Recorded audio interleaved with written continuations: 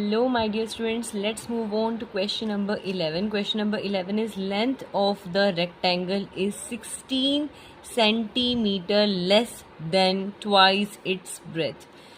कोई बात नहीं, हम धीरे धीरे स्टार्ट करते हैं. Length of the rectangle is 16 centimetre less than twice its breath. तो कुछ भी जो भी चीज़ है वो इसके ब्रेथ के कुछ मल्टीपल या सबट्रैक्ट करके या कुछ लेस या कुछ ऐड ऑन करके आ रही है. तो सबसे पहले मैं एज्यूम कर लेती हूँ, लेट, क्या एज्यूम करना है मुझे, ब्रेथ जिससे रिलेटेड लेंथ है. लेट द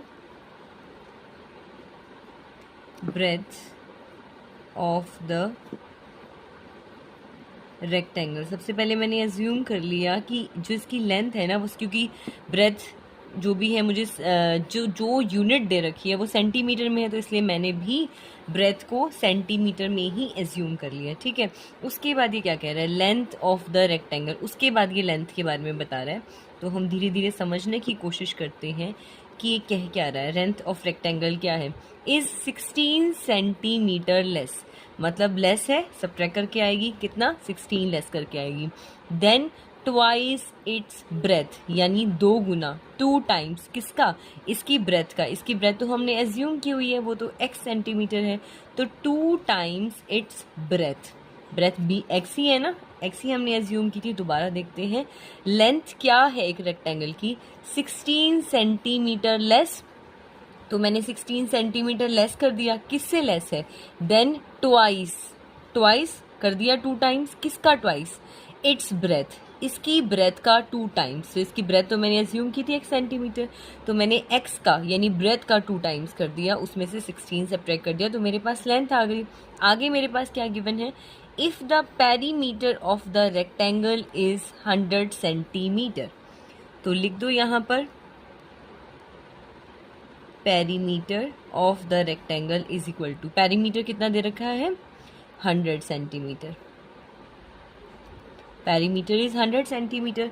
पेरीमीटर का तो फॉर्मूला हमें पता है, वो क्या होता है, 2 into length plus breadth is equal to 100. Length की वैल्यू मुझे पता है, क्या है, 2x minus 16. Big braces use कर लेती हूँ, स्मॉल भी चल जाएगी वैसे तो. यहाँ पर ब्रेथ की वैल्यू पुट कर देती हूँ x. अगर मैं यहाँ पर लेंथ की वैल्यू ऐसे पुट करूँ तो फिर मुझे स्मॉल ब्रेसेस की ज़रूरत थी. लेंथ की वैल्यू पुट कर दी 2x माइनस 16, ब्रेथ की वैल्यू पुट कर दी x, बिग ब्रेसेस क्लोज. इसे सॉल्व कर देते हैं, ये क्या हो गया, 2x और x मिलकर बन गए 3x minus 16 as it is equal to 100. ठीक है. तो 2 टाइम्स करना है इसका, कर देते हैं. 2 times 3 is 6x minus 16 time 2 is 32 which is equal to 100. तो 6x यहीं पर ही रखेंगे बिकॉज हमें x की वैल्यू फाइंड आउट करनी है. जो यहाँ पर कांस्टेंट टर्म है उसे कांस्टेंट के पास ले जाएंगे. ये अपनी जगह चेंज कर रहा है, तो अपनी नेगेटिविटी को छोड़कर ये पॉजिटिव हो जाएगा, इसका मूड चेंज हो जाएगा. सो यहाँ पर आएगा 32. So 6x is equal to 100 plus 32 is 132. तो x यहाँ पर मल्टीप्लिकेशन में है, ये राइट हैंड साइड में जाएगा, इसका भी मूड चेंज हो जाएगा, तो वो डिवीज़न में चेंज हो जाएगा. तो 132 डिवाइडेड बाय 6, इसको सॉल्व करेंगे 22 आ जाएगा, बिकॉज 22 टाइम्स 6 इज़ 132 होता है. तो x की वैल्यू मेरे पास आ गई, x क्या था, ब्रेथ. तो हम लिख देते हैं, so the breadth of the rectangle कितनी आ गई हमारे पास, 22 सेंटीमीटर. तो फिर इसकी लेंथ क्या होगी, लेंथ थी हमारे पास 2x माइनस 16, यहाँ पर हम वैल्यू पुट कर देते हैं 2x माइनस 16. यहाँ पर x की वैल्यू पुट कर देते हैं, x की वैल्यू है 22 माइनस 16. 22 टाइम्स 2 इज़ 44 माइनस 16, तो ये कितना आ गया, 24 centimetre. Sorry, that is 28 centimetre. 16 और 44 माइनस 16 इज़ 28 सेंटीमीटर. तो हमारे पास लेंथ आ गई 28 सेंटीमीटर और ब्रेथ आ गई 22 centimetre. The next question is find the 2 consecutive positive integers. आपको 2 कॉन्जिक्यूटिव का मतलब क्या होता है, जो लगातार आते हैं. मतलब 1 2 2 3 4 5 51 52 41 42 43 44, मतलब जो लगातार आते हैं, दीज आर कॉन्जिक्यूटिव. ठीक है, these numbers are consecutive numbers. अगर ये पॉजिटिव इंटीजर्स की बात कर रहा है तो हम पॉजिटिव नंबर्स ले लेते हैं, अगर सिर्फ कॉन्जिक्यूटिव की बात करता है तो ये -2 -1 भी ले सकते हैं, क्योंकि -2 के बाद -1 आता है, -1 और 0 भी ले सकते हैं हम, -14 और -13 भी ले सकते हैं। But if he is asking about the positive integers तो मैं पॉजिटिव ले लूँगी। इससे मुझे क्या बोला है, find the 2 consecutive positive integer. मुझे वो कॉन्जिक्यूटिव पॉजिटिव इंटीजर्स ढूंढने हैं जिनका सम 63 है। तो सबसे पहले एक मैं मान लेती हूँ और दूसरा अपने आप आ जाएगा उसके अंदर 1 ऐड ऑन करके, बिकॉज मैंने क्या एग्जाम्पल दिया कॉन्जिक्यूटिव इंटीजर्स का कि 1 और 2, 1 के अंदर 1 ऐड किया तभी 2 आया ना, 2 और 3, 2 के अंदर मैंने 1 ऐड किया तभी 3 आया ना। तो let us suppose first integer, first positive मान लेते हैं, फर्स्ट पॉजिटिव इंटीजर क्या है हमारा x। सो सेकेंड, इसलिए सेकेंड पॉजिटिव इंटीजर क्या होगा x + 1। उसके बाद इसने क्या बोला है, the sum of 2 positive integer, 2 consecutive positive integer 63। तो हम लिख देते हैं सम इज इक्वल टू 63। किसका सम, x का और x - 1 का। तो x + 1, ठीक है, एक x और दूसरा है x + 1, इन दोनों का सम कितना आ गया 63। इन दोनों को सॉल्व करूँगी, दोनों की दोनों x की टर्म है तो इन दोनों को ऐड कर देती हूँ, x + x इज़ 2x, बच गया प्लस में 1 इज इक्वल टू 63। तो 2x यहीं पर रहेगा बिकॉज मुझे x की वैल्यू फाइंड आउट करनी है। x यहाँ पर कांस्टेंट टर्म है तो मैं इसे दूसरी साइड ले जाती हूँ, ये पॉजिटिव है, दूसरी साइड जाएगा नाराज़ हो जाएगा तो ये नेगेटिव हो जाएगा। तो 2x इज इक्वल टू 62। ये x यहाँ पर मल्टीप्लिकेशन में है, अगर मैं दूसरी साइड लेकर जाऊँगी अपना नेचर चेंज कर लेगा। तो मल्टीप्लिकेशन किस चीज़ में चीज़ जाता है, डिवाइड में। तो इसको सॉल्व करेंगे, वी नो दैट 31 × 2 इज 62। तो 31 फर्स्ट पॉजिटिव इंटीजर है और सेकंड पॉजिटिव इंटीजर क्या आ गया। So the 2 consecutive positive integers are, पहला तो 31 है तो दूसरा उसमें एक ऐड करके आएगा तो 32 हो गया। That's the answer. Okay, let's move on to the question number 13। A sum of ₹800, मतलब एक सम कितने रुपीज़ का, 800, is in the form of denomination. Denomination का मतलब होता है फेस वैल्यू, मतलब जो हमारे पास नोट है उसकी वैल्यू क्या है मार्केट में, 10 रुपीज़ है, 50 रुपीज़ है, 2000 रुपीज़ है या 500 रुपीज़ है। तो डिनोमिनेशन, एक नोट तो ऐसा है जिसकी फेस वैल्यू है 10 रुपीज़ और दूसरा नोट ऐसा है जिसकी फेस वैल्यू है 20 रुपीज़, ठीक है। तो 800 रुपीज़ है हमारे पास और नोट्स, एक तो 10 रुपये का, एक तो 10 रुपये की तरह के नोट हैं और एक 20 रुपीज़ के नोट्स हैं हमारे पास। If the total number of notes is 50, तो हमें ये भी बता रखा है कि हमारे पास टोटल नोट्स कितने हैं। Find the number of notes of each type. तो 10 रुपीज़ के कितने नोट हैं और 20 रुपये के कितने नोट हैं वो हमें फाइंड आउट करना है। तो कैसे हम फाइंड आउट करेंगे, जो चीज़ हमें फाइंड करनी होती है सबसे पहले हम उसे ही एज्यूम कर लेते हैं। let the number of 10 rupee note, 10 rupee note हम मान लेते हैं, 10 रुपी नोट हम मान लेते हैं कि वो x है, ठीक है। सो इसलिए the number of 20 rupee note कितने हो जाएंगे, क्योंकि टोटल नोट हमारे पास कितने हैं 50, तो x तो 10 रुपीज़ के हैं, तो बाकी बचे हुए जो होंगे वो सारे के सारे 20 रुपये के नोट ही होंगे, बिकॉज हमारे पास सिर्फ 2 तरह के ही नोट है ना, सिर्फ 10 और 20, ठीक है। तो अगर नंबर ऑफ नोट्स ऑफ 10 रुपी, जो 10 रुपये के नोट हैं वो x है, तो 20 रुपये के बचे हुए हो गए, तो 50 टोटल नोट्स से जिसमें से 10 रुपये के नोट अगर मैं सब्ट्रैक्ट कर दूँ तो मेरे पास क्या आ जाएगा कि 20 रुपये के नोट कितने हैं, ठीक है। आगे क्या बोल रहा है, a sum of 800 rupees is in the form of denominations 10 और 20। If the total number of notes is इतना, find the number of notes. तो मुझे x और 50 - x की वैल्यू फाइंड आउट करनी है। मुझे ये दे रखा है कि इसमें टोटल वैल्यू कितनी है 800 रुपीज़। तो एक बात ध्यान से देखो कि अगर 10 रुपीज़ के x नोट हैं तो इसकी वैल्यू कितनी हो गई, वैल्यू ऑफ 10 रुपी नोट। अगर आप चाहें, अगर आपको इजीली समझ में आ गया तो आप इन 2 लाइनों को स्किप कर सकते हैं। अगर नहीं समझ में आए, ये 2 लाइनें मैं सिर्फ क्लैरिफिकेशन के लिए लिखवा रही हूँ, अगर आप चाहें तो अपनी फेयर नोटबुक में राइट डाउन कर लीजिए। Otherwise there is no specific need to write these 2 lines. मैं सिर्फ समझाने के लिए बता रही हूँ ये 2 lines. Value of 10 rupee note, मतलब 10 रुपये के नोट की कितनी वैल्यू है हमारे पास। एक माना आपके पास 10 रुपीज़ के 2 नोट हैं, तो 10 रुपीज़ के नोट्स की वैल्यू कितनी हो गई, 10 रुपी नोट्स। तो 10 रुपीज़ के नोट की वैल्यू कितनी हो गई, 20। 10 + 10, एक नोट 10 रुपये का, दूसरा नोट भी 10 रुपये का, तो टोटल वैल्यू कितनी हो गई, 20। या फिर मैं इसे मल्टीप्लाई कर दूँ, 10 × 2 = 20। अगर आपके पास 10 रुपये के 5 नोट हैं, if you have 5 notes of 10 rupees, तो या तो मैं इसे ऐड कर दूँ 1 2 3 4 5, 50 आ गया, या मैं इसे 5 से मल्टीप्लाई कर दूँ। ठीक है, हर एक के पीछे रुपीज़ लगाना बहुत बहुत बहुत ज़रूरी है। ठीक है, तो अब मेरे पास नंबर ऑफ़ नोट्स कितने हैं, एक्स। पहले अगर मेरे पास नंबर ऑफ़ नोट्स 2 थे तो 10 × 2 कर दिया था तो मुझे वैल्यू पता चल गई थी। जब मेरे पास नंबर ऑफ़ नोट्स 5 थे तो मैंने 10 को 5 से मल्टीप्लाई कर दिया था, तो मुझे उनकी 10 रुपीज़ के नोट्स की वैल्यू पता चल गई थी, उससे मल्टीप्लाई करके 10 × 5। इसी तरह से यहाँ पर मेरे पास नंबर ऑफ़ नोट्स कितने हैं, एक्स, तो इसकी वैल्यू 10 रुपीज़ के नोट्स की वैल्यू कितनी हो जाएगी, 10x। या ऐसे लिख लो या ऐसे लिख लो। इसी तरह से वैल्यू ऑफ 20 रुपी नोट कितनी हो जाएगी, देखो अब दोबारा से वही वाली बात हो गई कि 20 रुपीज़ के अगर मेरे पास 2 नोट हैं तो 20 + 20 यानी 40, या 20 × 2 = 40। 40 वैल्यू हो गई उसकी। या फिर अगर मैं बोलूँ 20 रुपीज़ के मेरे पास 5 नोट हैं, तो मैं 20 को 5 से मल्टीप्लाई कर दूँ 100, तो इसकी वैल्यू कैसे पता चली, मुझे मल्टीप्लाई करके। इसी तरह से 20 रुपीज़ के मेरे पास कितने नोट हैं, 50 - x, तो 20 को मैं 50 - x से मल्टीप्लाई कर दूँगी, तो मुझे पता चल जाएगा कि 20 रुपीज़ के नोट्स की क्या वैल्यू है। ठीक है, अब इसके बाद टोटल वैल्यू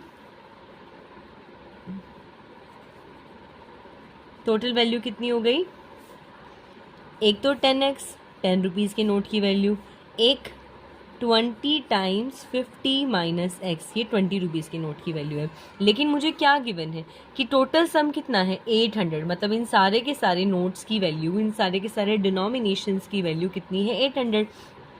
तो मैं इसको 800 के इक्वल पुट कर देती हूँ, तो दैट इज़ 10x + 20 × 50 - x।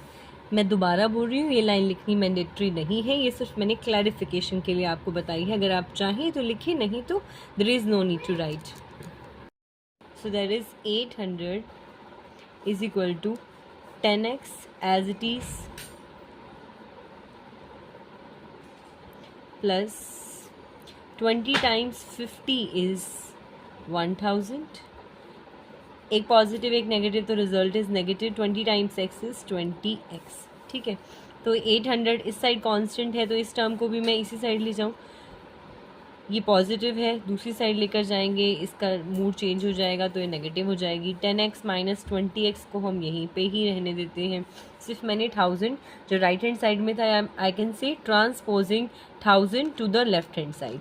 यहाँ पर ये मैं लिख सकती हूँ transposing 1000 to the left hand side. तो 100 - 1000 क्या हो जाएगा, नेगेटिव ऑफ 200, बिकॉज जो नेगेटिविटी है वो ज़्यादा पावरफुल है, तो रिजल्ट भी नेगेटिव ही आएगा। यहाँ पर भी सेम केस है, नेगेटिविटी ज़्यादा पावरफुल है, तो एक पॉजिटिव एक नेगेटिव है, हम निकालें तो डिफरेंस ही वाले हैं। 20 - 10 तो 10x ही आने वाला है, लेकिन रिजल्ट आएगा नेगेटिव, क्योंकि ज़्यादा पावरफुल है हमारी नेगेटिविटी। दोनों साइड नेगेटिविटी है तो वो कैंसिल हो जाएगी, एक दूसरे को कैंसिल कर देगी। 10 यहाँ पर मल्टीप्लिकेशन में है, अगर मैं इसकी साइड चेंज कर दूंगी तो ये डिवीज़न में चला जाएगा, तो हमारा आंसर आ जाएगा 20। तो x की वैल्यू क्या आ गई हमारे पास, 20। तो 10 रुपी नोट कितने आ गए, तो क्वेश्चन ये रहा, जो हमने माना था 10 रुपी नोट x थे, तो we can say so number of 10 rupee note is 20, क्योंकि हमने x ही माना था ना, 10 rupee note, number of 10 rupee note कितने थे, x, तो 20 आ गया। एंड 20 रुपी नोट इज़ कितना होगा, 50 माइनस एक्स, तो आप यहीं पर लिख दीजिए 20, 50 माइनस 20 वो कितना हो गया 30। तो आंसर आ गया 20 एंड 30। These are answer. एक लाइन और एक स्टेप और इंक्रीज करके आप लिख देना, number of 10 rupees note is equal to 20 and number of 20 rupees note is 30। That is the answer of 13th question. Let's move on to question number 14। Question number 14 is in a class of 49 students. तो class में कितने बच्चे हैं 49। Number of girls is 2/5, 2/5 of the boys. मतलब boys को मुझे assume करना है, फिर number of girls according to the question हम कर लेंगे। तो सॉल्यूशन क्या है, जो मुझे फाइंड करना होता है सिंपली, अगर मुझे जानना है कि मुझे कहाँ से स्टार्ट करना है तो find the number of boys, जो मुझे फाइंड करना है ना मैं वही अज्यूम कर लेती हूँ। So let the number of boys in the class लिखना है लिखो, नहीं तो आप स्किप कर सकते हो। In the class is x, ठीक है। तो नंबर ऑफ गर्ल्स कितनी हो जाएंगी, सो the number of girls in the class, क्या बोला इसने, number of girls is 2/5 of the boys. मतलब 2/5 बॉयज़ कितने हैं एक्स, तो एक्स का 2/5। उसके बाद क्लास में मुझे क्या बता रखा है, कितने हैं नंबर ऑफ स्टूडेंट्स। अगर मुझे ये जानना हो कि आपकी क्लास में कितने स्टूडेंट्स हैं तो मैं नंबर ऑफ बॉयज़ और नंबर ऑफ गर्ल्स को ऐड कर दूंगी। तो लिख देंगे टोटल नंबर ऑफ स्टूडेंट्स। क्या करेंगे, बॉयज़ और गर्ल्स को ऐड कर देंगे, x प्लस 2/5 x। लेकिन वो तो मुझे 49 दे रखा है, तो इसको मैं 49 के इक्वल पुट कर देती हूँ, ठीक है। तो जब मैं इस इक्वेशन को, आप इसको नेक्स्ट स्टेप में भी कर सकते हैं। अगर मुझे इस इक्वेशन को सॉल्व करना है, जब भी डिनोमिनेटर में मुझे कुछ भी नज़र आया, अगर मुझे सॉल्व करना है तो मैं एलसीएम ले लेती हूँ। लेकिन यहाँ पर तो दो एलसीएम लेने के लिए दो नंबर्स तो होने चाहिए ना, लेकिन यहाँ पर एक नंबर है, तो बस मैं इसी नंबर के साथ पूरे के पूरे इक्वेशन को लेफ्ट हैंड साइड और राइट हैंड साइड को मल्टीप्लाई कर दूंगी। 5 से इसको मैंने मल्टीप्लाई किया, 5x आ गया। 5 से इसको मल्टीप्लाई करेंगे, 5 से 5 कैंसिल हो जाएगा, 2x आ गया। 5 से मैंने अगर 49 को मल्टीप्लाई किया तो 49 मल्टीप्लाई बाय 5, अभी हम बाद में देखते हैं। इन दोनों को ऐड कर देंगे, दोनों x की टर्म्स हैं, तो 7x आ गया। इसको मल्टीप्लाई करेंगे, 5 times is 45, 4 and 5 4 is 20 and 245।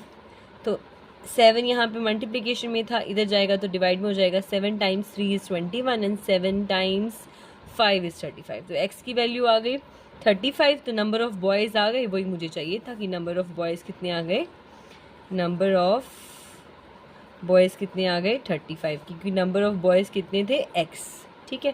So that's the answer of our question. Let's move on to the 15th question of that worksheet. The next question is question number 15. Leena has 117 rupees. तो लीना के पास कितने rupees हैं total, 117 in the form of 5 rupee coin. मतलब उसके पास जो 117 rupees हैं वो किस फॉर्म में हैं, एक तो उसके पास 5 रुपीज़ के कॉइन हैं और एक 2 रुपीज़ के कॉइन हैं। The number of 2 rupee coin is 4 times that of 5 rupee coin. Find the number of coins of each denominations. मतलब हर फेस वैल्यू की कितनी टोटल अमाउंट होती है वो हमें फाइंड आउट करनी है। तो सबसे पहले मुझे क्या फाइंड करना है, number of coins find out करने हैं। तो एक मैं मान लेती हूँ 5 रुपी कॉइन में मान लेती हूँ, एक बार हम पढ़ लेते हैं क्या है। The number of 2 rupee coin is 4 times that of 5 rupee coin. मतलब 2 रुपी कॉइन के बारे में मुझे बताया गया है कि वो 4 टाइम है 5 रुपी कॉइन का। तो जो मुझे बताया गया है वो तो मैं फाइंड आउट कर सकती हूँ। 5 रुपी कॉइन का मुझे कोई अता पता नहीं है, तो मैं सपोज कर देती हूँ let the number of 5 rupee coin is equal to x. ठीक है, मान लिया 5 रुपी की कॉइन कितने हैं एक्स। उसके बाद मेरे पास क्या गिवन है, the number of 2 rupee coin is 4 time that of 5 rupee coin. So the number of 2 rupee coin, 2 rupee coin कितने हो जाएंगे 4 टाइम्स, क्या बताया हुआ है 4 टाइम्स ऑफ 5 रुपी कॉइन। 5 रुपी के कॉइन कितने हैं एक्स, तो फिर 2 रुपी के कॉइन कितने हो जाएंगे 4 टाइम्स यानी 4x। ठीक है, उसके बाद आगे मुझे क्या बता रखा है, लीना हैज़ टोटल अमाउंट कितनी है 117 रुपीज़। तो जैसे हमने पिछले वाले सम में किया था, as we do in a previous question, पहले मैं वैल्यू निकालूंगी कि 5 रुपये की नोट की वैल्यू कितनी है, 5 रुपये के कॉइन की वैल्यू कितनी है, वो क्या हो जाएगी 5 टाइम्स एक्स। 2 रुपये के कॉइन की वैल्यू कितनी है 2 टाइम्स 4x। तो बाद में टोटल वैल्यू को मैं ऐड कर दूंगी या मैं डायरेक्ट लिख दूँ total value. It depends on your wish कि आपको वो दो लाइंस जो मैंने लास्ट सम में लिखी थी वो लिखनी है या आप डायरेक्ट कर ली। तो ये क्या लिखेंगे हम 5 टाइम्स एक्स प्लस ऐड ही करेंगे ना 2 times 4x, 2 times 4x 5 times x। तो टोटल वैल्यू हमारे पास कितनी गिवन है 117। तो 5x plus 4 times 2 is 8x is equal to 117। 5 और 8 को ऐड करेंगे 13x आ जाएगा is equal to 117।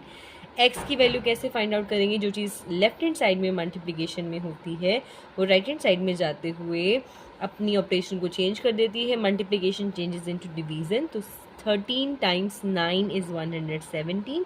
So the value of x is 9। Okay, तो मेरे पास अब क्या आ गया 5 रुपी कॉइन की मतलब कितने हैं हमारे पास 5 rupee coin, number of 5 rupee coin आ गए 9। तो मुझे यही निकालना था find the number of coins of each denomination. So I can write, so the number of 5 rupee coin is 9 and number of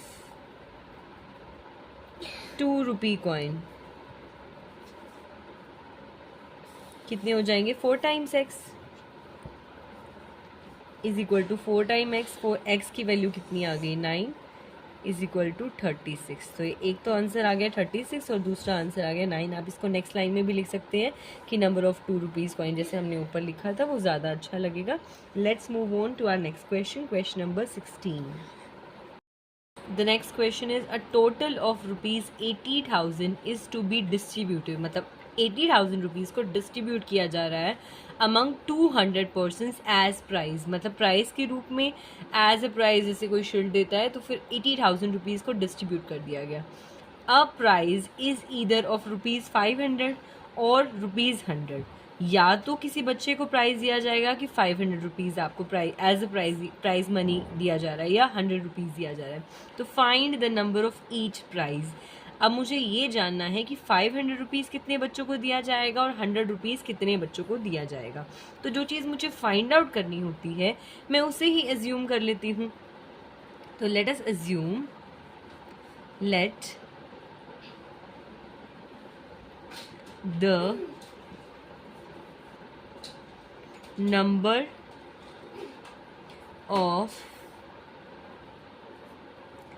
prizes of rupees 500। मतलब 500 prize कितने बंदों को दिया गया है। मान लिया मैंने x, so the number of prizes of rupees 100। इसकी एक और स्टेटमेंट बना सकते थे हम कि number of persons who get the prize money rupees 500, so the number of persons who get the prize money of rupees 100। कुछ भी आप लिख सकते हो जो आपको अच्छा लगे, जो आपको समझ में आए। So the number of prizes of rupees 500 मतलब 500 रुपीज़ के कितने प्राइजेस बने x। Number of prizes of 100 rupees वो हमें कैसे पता चलेगा, टोटल कितने पर्सनस को प्राइज डिस्ट्रीब्यूट हुए हैं। 200 पर्सनस को प्राइज डिस्ट्रीब्यूट हुए हैं तो x पर्सनस को तो हमने 500 रुपीज़ दे दिए, तो बाकी कितने पर्सनस बचे 200 माइनस x, बाकी बचे हुए पर्सनस को 100 रुपीज़ का प्राइज मनी मिलेगा। ओके, तो मेरे पास ये आ गया। अब उसके बाद वही जो हमने लास्ट 2 क्वेश्चंस में किया था, टोटल मनी मेरे पास है।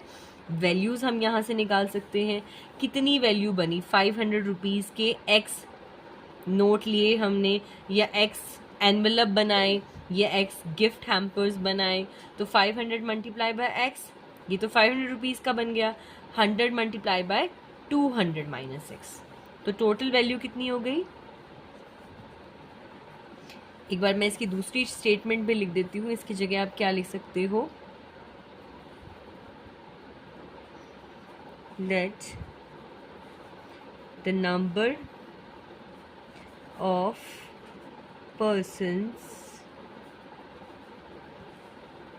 who get the prize money of rupees 500 is equal to x.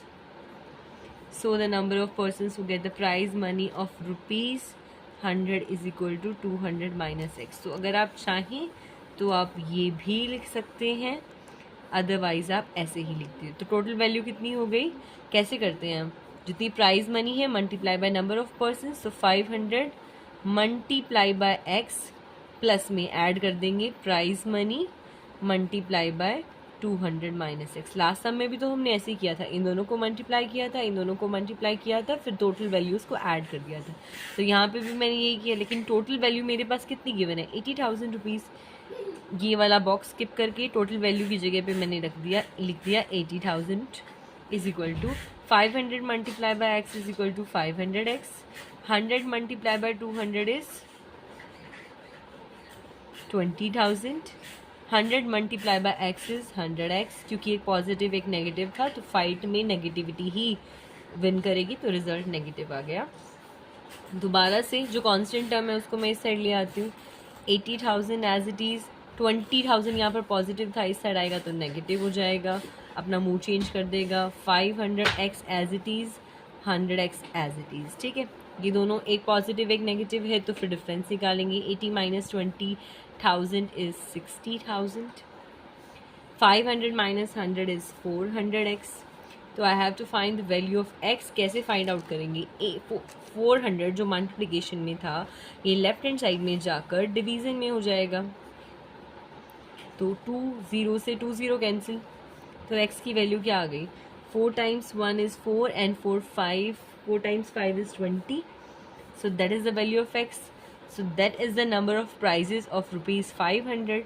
तो फिर मैं क्या लिख सकती हूँ, उसने यही बोला था ना number of prizes, so the number of prizes of rupees 500 के कितने prizes बने, 150। so the number of prizes of rupees 100 के कितने बने, 200 minus x, 200 minus 150, that is 50. So these two are the answers of our question number 16. Let's move on to the question number 17. Next question is when 1/3 is subtracted from a number. जब मैं किसी number में से 1/3 को subtract करती हूँ and the difference is multiplied by 4, फिर जो डिफरेंस निकलता है उसे अगर मैं 4 से मल्टीप्लाई करती हूँ तो result is 28। I have to find the number. तो जो चीज़ मुझे फाइंड आउट करनी होती है मैं उसे ही एज्यूम कर लेती हूँ। लेट द नंबर मैंने एज्यूम कर लिया, वो क्या है, x। तो फिर ये क्या बोल रहा है, लिख देती हूँ according to the question. According to the question क्या कह रहा है, when 1/3 is subtracted from a number, जब मैं इस नंबर में से 1/3 को सब्ट्रैक्ट करूँगी and the difference is multiplied by 4, और डिफरेंस को 4 से मल्टीप्लाई करूँगी तो रिजल्ट कितना आ रहा है, 28। ठीक है, तो इसका मतलब इसको मैं एक बार 4 से मल्टीप्लाई कर देती हूँ, इसको सिंप्लीफाई कर रही हूँ, इसको 4 से करूँगी 4/3 आ जाएगा इज इक्वल टू 28। तो जब भी मुझे डिनोमिनेटर में कोई ऐसी टर्म नज़र आती है तो फिर मुझे क्या करना होता है, I have to multiply the left hand side and right hand side, और I can say I have to multiply the whole equation by that denominator. तो मैं 3 से मल्टीप्लाई कर दूँ, इसको 3 से मल्टीप्लाई करूँगी 12x आ जाएगा, 4 टाइम्स 3 इज़ 12। इसको 3 से मल्टीप्लाई करूँगी 3 कैंसिल हो जाएगा, इसको 3 से मल्टीप्लाई करूँगी, अभी मुझे पता नहीं है, मैं लिख देती हूँ एज इट इज़। ठीक है, सो that is 12x minus 4। 28 times 3 is 8 times 3 is 24, 2 6 84। ठीक है, तो कांस्टेंट टर्म यहाँ पर है, मुझे x की वैल्यू फाइंड आउट करनी है, तो कांस्टेंट टर्म को मैं दूसरी साइड भेज देती हूँ। अब इसका मूड ख़राब हो जाएगा, ये नेगेटिव था ये पॉजिटिव हो जाएगा।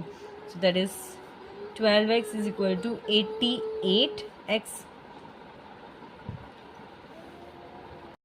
ओके, तो 12 यहाँ पर मल्टीप्लाई में है, ये राइट हैंड साइड में जाएगा, इसका मूड चेंज हो जाएगा, ये इसका ऑपरेशन चेंज हो जाएगा। तो 12 जो मल्टीप्लिकेशन में है वो डिवीज़न में चला जाएगा।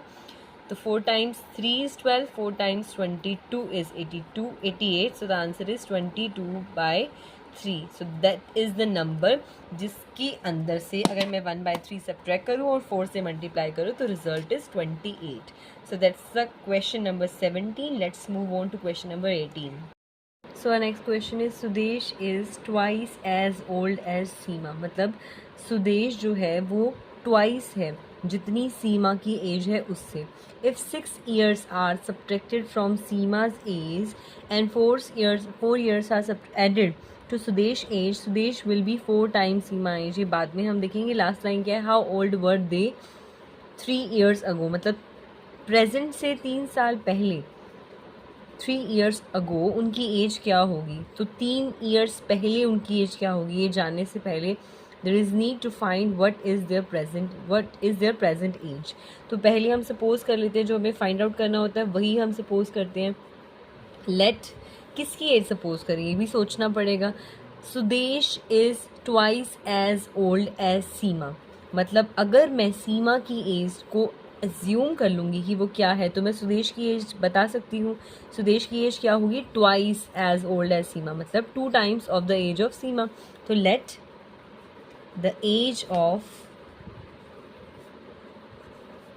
Seema is x years. ठीक है, अगर सीमा की एज x ईयर है तो सुदेश की एज क्या होगी? सो द एज ऑफ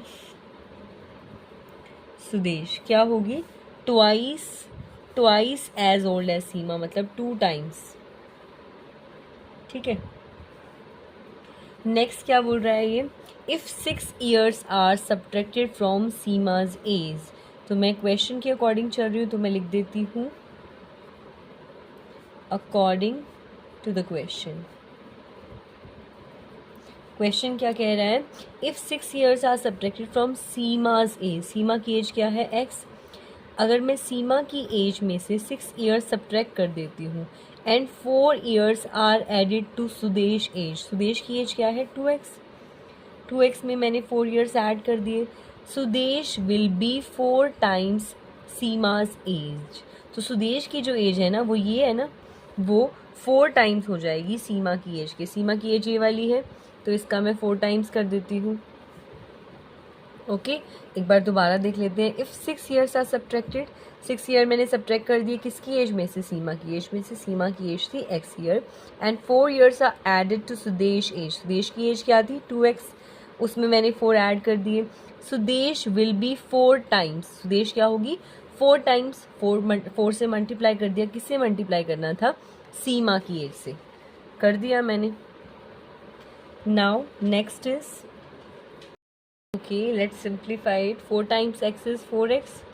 एक पॉजिटिव एक नेगेटिव फाइट होगी तो नेगेटिविटी ही आएगा, रिजल्ट नेगेटिव ही आने वाला है.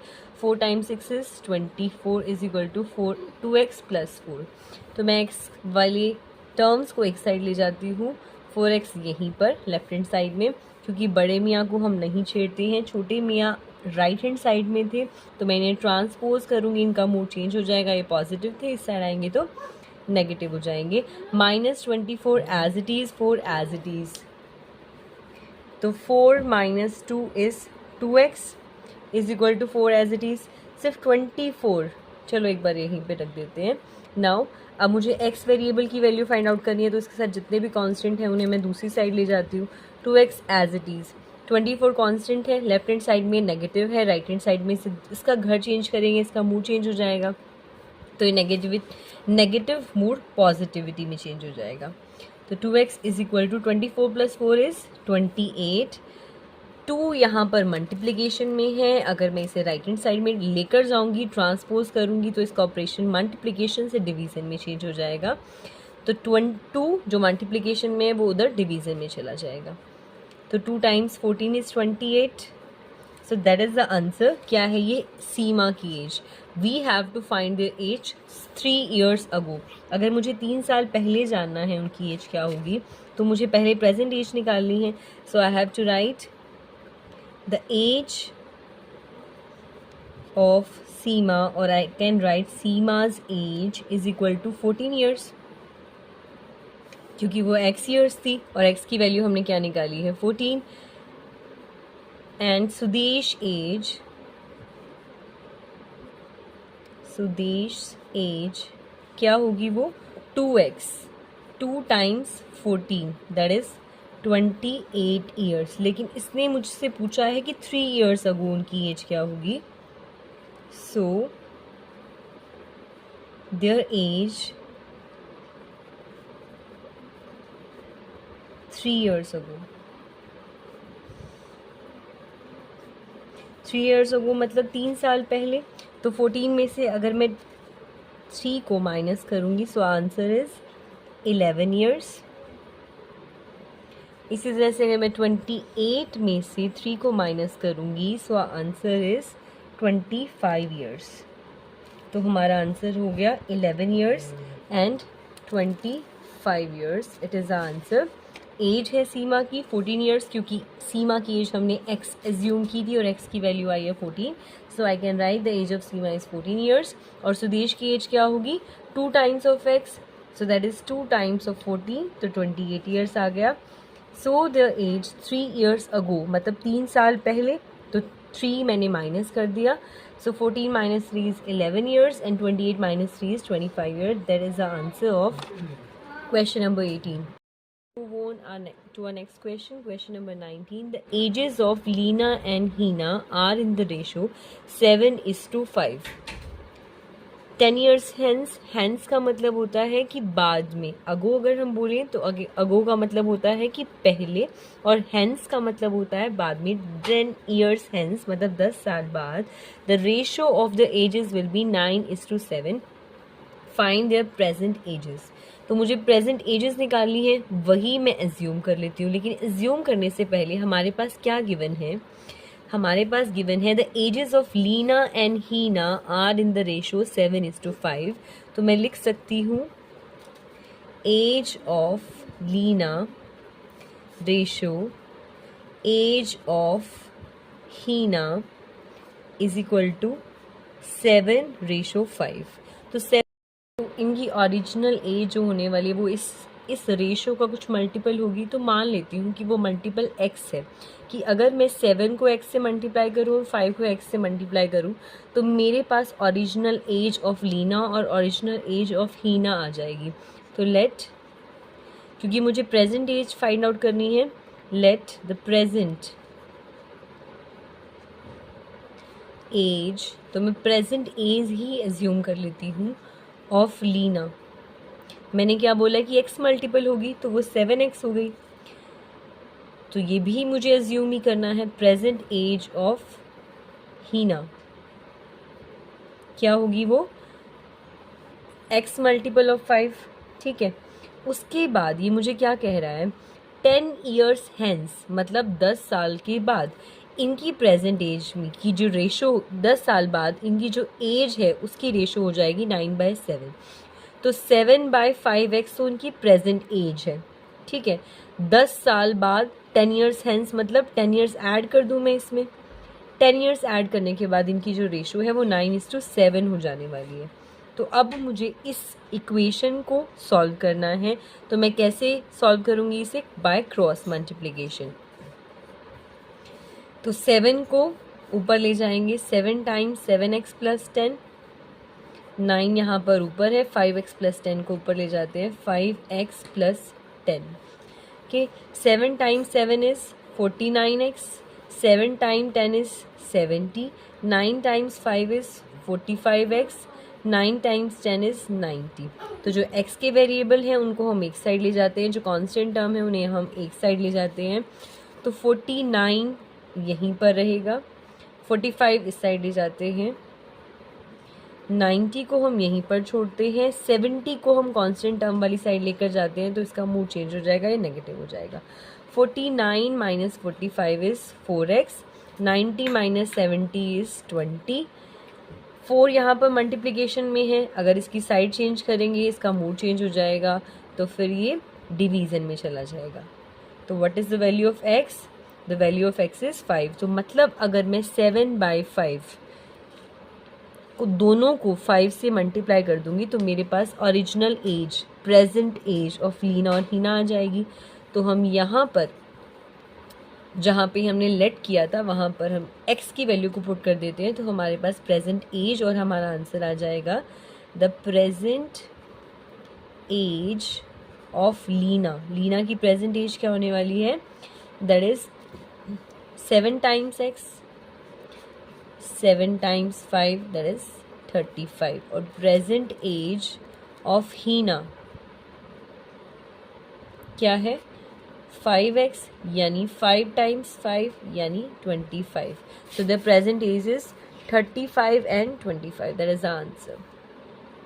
Okay, my dear students, today's last question is question number 20. That is Vikas is 3 years older than Deepika. Older मतलब बड़ा है।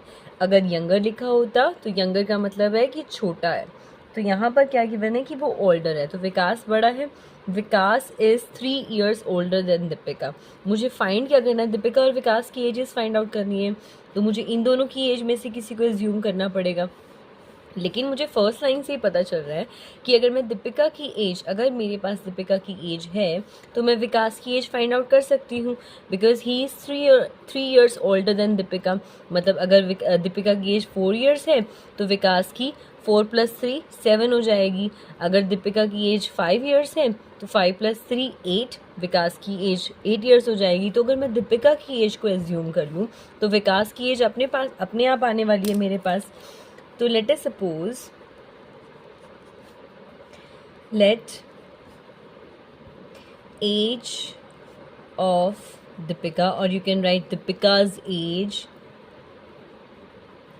दीपिका की एज मैंने मान ली x years है। आप x भी मान सकते हैं, y भी मान सकते हैं, z भी मान सकते हैं, whatever you want to assume, it depends completely on your wish।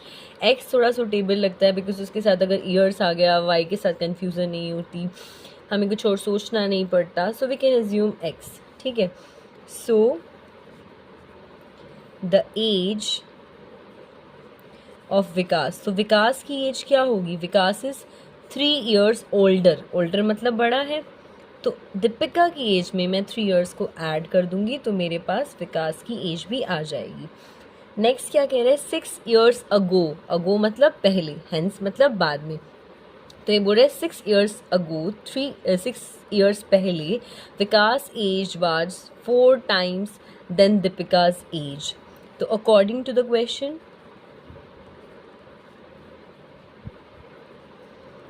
Question क्या कह रहा है, 6 years अगो। तो पहले तो दोनों की एज में से 6 years को मैं सब्ट्रैक्ट कर देती हूँ,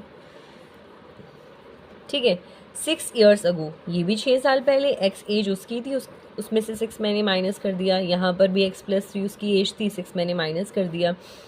विकास एज वाज, विकास की एज कौन सी है, इधर वाली, वाज 4 times, वो 4 गुना थी, 4th मल्टीपल थी दीपिका की एज की। ये जो एज है ना, ये विकास की जो एज है ना, ये 4th मल्टीपल है दीपिका की एज के, ठीक है। अब मुझे एज फाइंड आउट करनी है, बस इस इक्वेशन को सिंप्लीफाई करो, then we will get the value of x। और x की वैल्यू आती है हमें दीपिका और विकास दोनों की एज का पता चल जाएगा।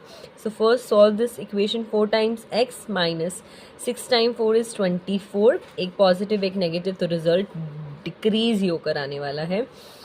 x + 3 - 6 है, तो एक पॉजिटिव है एक नेगेटिव है, एक बार ऐसे ही रख दो ब्रैकेट हटाकर। नेक्स्ट स्टेप में हम कर लेंगे इसे सॉल्व। एक positive x as it is, एक पॉजिटिव एक नेगेटिव, तो रिजल्ट तो डिक्रीज ही होकर आने वाला है। सो 6 - 3 तो 3 आ गया, लेकिन ज़्यादा पावरफुल कौन है, नेगेटिविटी, तो रिजल्ट भी आ गया हमारा नेगेटिव। अब मुझे x की वैल्यू फाइंड आउट करनी है। x वेरिएबल को मैं x साइड ले जाती हूँ, 4x यहीं पर आ गया। x की अगर मैं साइड चेंज करूँगी तो फिर इसका मूड चेंज हो जाएगा, ये पॉजिटिव से नेगेटिव हो जाएगा। -3 को एक बार ऐसे कैसे रखते हैं, बिकॉज इस साइड हमें कॉन्स्टेंट टर्म लेकर आनी है। 24 को चेंज करते हैं, 24 यहाँ पर नेगेटिव था, यहाँ पर आकर अपने साथी से मिलकर ही विल बिकम हैप्पी और पॉजिटिव हो जाएगा वो। 4 - x इज 3x, 24 - 3 इज 21। क्योंकि ज़्यादा पावरफुल है पॉजिटिविटी तो रिजल्ट भी पॉजिटिव आ गया, लेकिन एक पॉजिटिव एक नेगेटिव मतलब दोनों अपोजिट डायरेक्शन में जा रहे थे, तो रिजल्ट तो डिक्रीज होकर ही आना था। ओके, x का मल्टीपल 3 को x से मल्टीप्लाई किया गया है। अगर मैं इसे राइट हैंड साइड में लेकर जाऊंगी, ट्रांसपोज करूंगी, तो इसका ऑपरेशन डिवीज़न में, मल्टीप्लिकेशन जो है वो डिवीज़न में चेंज हो जाएगी। तो ये 3 यहाँ पर मल्टीप्लिकेशन में था, यहाँ पर डिवीज़न में आ गया। जब मैं इसे कैंसिल करूंगी, 3 टाइम्स 7 इज़ 21, तो x की वैल्यू आ गई 7। तो फिर x था क्या? दीपिका की एज। सो दीपिकाज एज क्या आ गई? x ईयर्स, यानी 7 ईयर्स। और विकास की एज भी तो जाननी है हमें। यहाँ पर लिख लो, ऐड या मत लिखो तब भी चल जाएगा। विकास एज क्या होगी? x प्लस 3, यानी 7 plus 3 is equal to 10 years. So these two are answers of our question. Okay, Vikas की एज में मैंने 3 ऐड कर दिया, बिकॉज क्या था? x प्लस 3, विकास की एज 3 ज़्यादा थी, 3 ईयर्स ज़्यादा थी देन दीपिका की 7 थी, तो मैंने 3 ईयर्स ऐड कर दिए, तो मेरे पास आंसर आ गया 10 years. That is the answer of our last question. If you like our videos, then please like, share and subscribe our videos.